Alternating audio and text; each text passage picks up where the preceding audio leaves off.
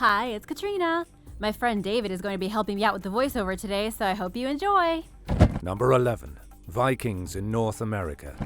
In 1960, researchers discovered the remains of a 10th century Viking settlement in Newfoundland, Canada. This place is known as L'Anse aux Meadows, and it completely changed history. More recently, in 2016, National Geographic announced yet another discovery of a likely Viking site on the southernmost tip of Newfoundland.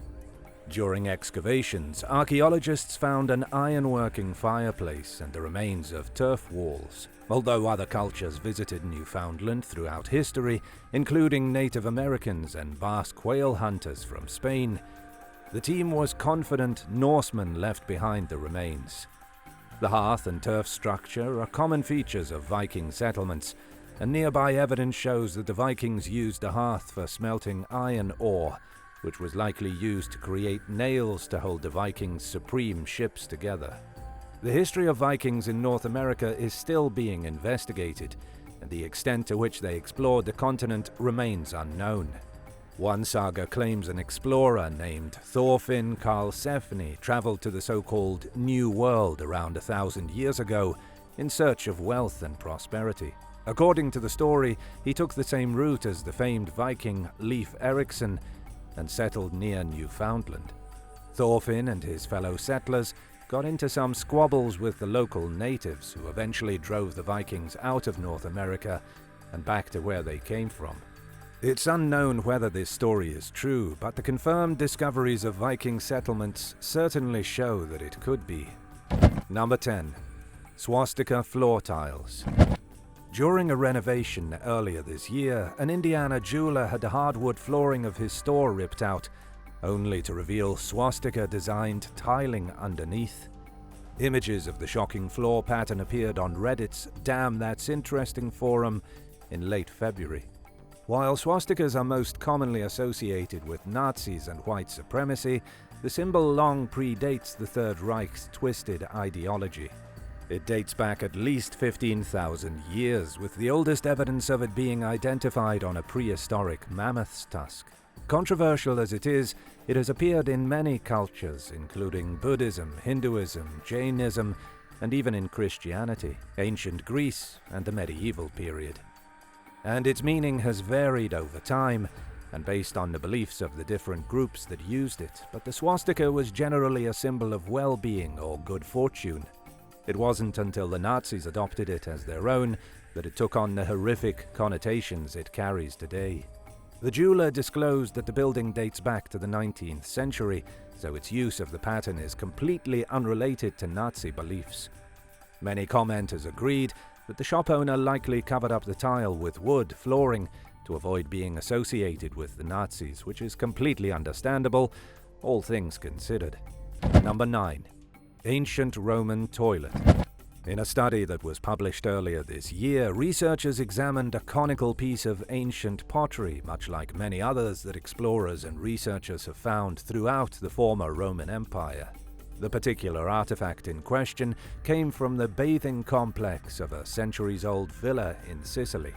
Experts initially assumed that people used this type of pottery for storage, but they kept finding the vessels near public latrines, leading them to wonder if they were chamber pots.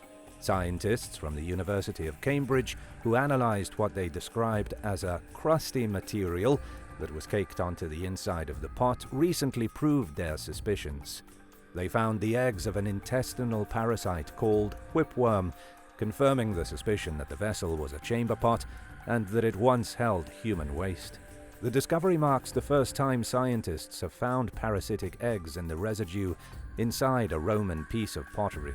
The team that made the findings hopes other researchers will adopt the technique they used to examine other Roman jars that people may have used for the same purpose. While the only way to tell if a vessel functioned as a chamber pot is to detect intestinal parasites in the material left behind, it's likely that this parasite commonly infected the people of ancient Rome, so this is probably a good way to identify ancient toilets. Number 8. Da Vinci Drawing. In 2016, the French auction house Tajan initially valued a 15th century drawing called Étude pour un Saint-Sébastien dans un paysage at somewhere between $21,460 and $32,191. Later that year, they deemed it to be an original Leonardo da Vinci work, and its estimated value skyrocketed to around $16,100,000. Not long after that, French officials declared the sketch a national treasure and banned its owner from selling it. As part of the agreement, the country's cultural ministry had 30 months to buy the artwork. But the sketch's elderly owner rejected the ministry's meager offer of just $10,700,000, 10 million euros, and the ministry withdrew its offer. Once the 30 months had passed, the owner applied for a certificate to sell the drawing abroad. But they found themselves entangled in what the French government claims is an ongoing investigation into allegations that someone had stolen the sketch, leaving the owner stuck in a legal limbo of sorts. At the last update, the owner's lawyer had sued several members of France's cultural ministry, hoping to force them to issue the certificate. Number 7. Massive underground city. Archaeologists have just announced the discovery of a massive ancient city called Mashiate beneath the streets of Turkey's Mardin province. A cleaning crew discovered a cave that was part of the city during a project dedicated to cleaning and preserving historic houses.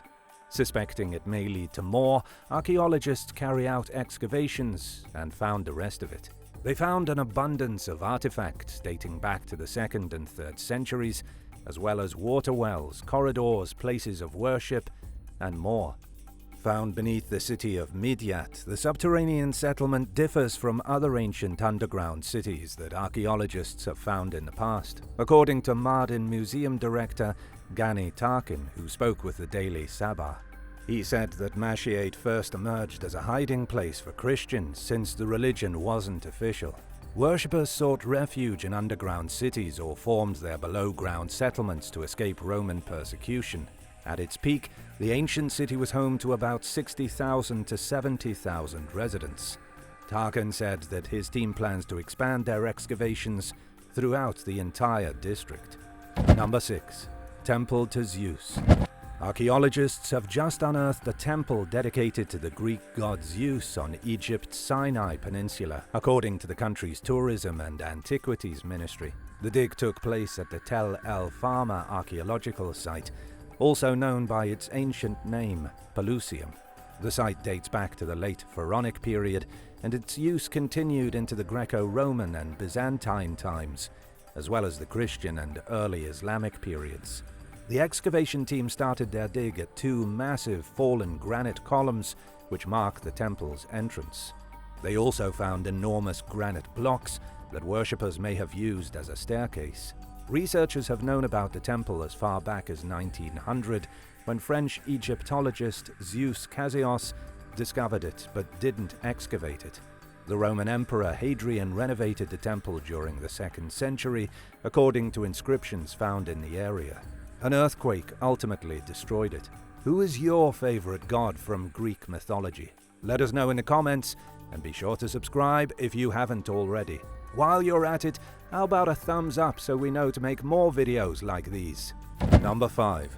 New findings on the Roman financial crisis. By 90 BC, the Roman Empire was in danger of financial collapse. Researchers have long suspected that this was due largely to its excessive military spending and involvement in wars, especially in Italy. But there's a lot that experts don't know about the Roman financial crisis. A group of researchers recently analyzed some of the empire's coinage to learn more about this troubling time. They determined that around the time Rome struggled, its mint started cutting silver coins with a copper alloy. This happened in 2 distinct stages in the years leading up to 87 BC, at which point the coins contained anywhere from 5 to 10% copper. Regarding the debt crisis, Roman statesman Marcus Tullius Cicero wrote that the coinage was being tossed around so that no one could know what he had. Experts were long confused about what that meant, but the new findings shed a lot of light on the statement. From that angle, it appears the Romans placed a high value on their coins being made of pure silver, and that they lost confidence in their currency when the mint began deliberately infusing the money with copper, making it impure. Number 4. Animated cave carvings. Between 23,000 and 14,000 years ago, a group of ancient people called the Magdalenians lived in what is now southern France. They carved images of animals, humans, geometric shapes, and more into bone, ivory, and on the walls of limestone caves. Researchers often glean their most extensive insight into the region's prehistoric cultures through these engravings, since other archaeological evidence is scarce. A recent study examined the carvings on 50 plaquettes by using sophisticated computer software to amplify the inscriptions. The team then shined a strobe light on the images and found that it produced an animated effect by shifting the viewer's focus from one animal to another. It made the figures look like they were moving. There's also heat damage around some plaquettes, showing that the ancients probably illuminated them to achieve this effect. People during this time made cave artwork with very little light, relying primarily on the flicker of their torches, according to lead study authors Andy Needham and Izzy Wisher, who spoke with Courthouse News. And now it appears as though they became so adept at working in near darkness that they became experts at harnessing this limited light and using it to their advantage. Number 3. Ancient migration route. Thousands of islands scatter the South Pacific. Some of its first human inhabitants were a group called the Lapita, who reached some of the region's most far-flung places as early as 3,000 years ago. Their languages, pottery, tools, and domestic animals spread along with them.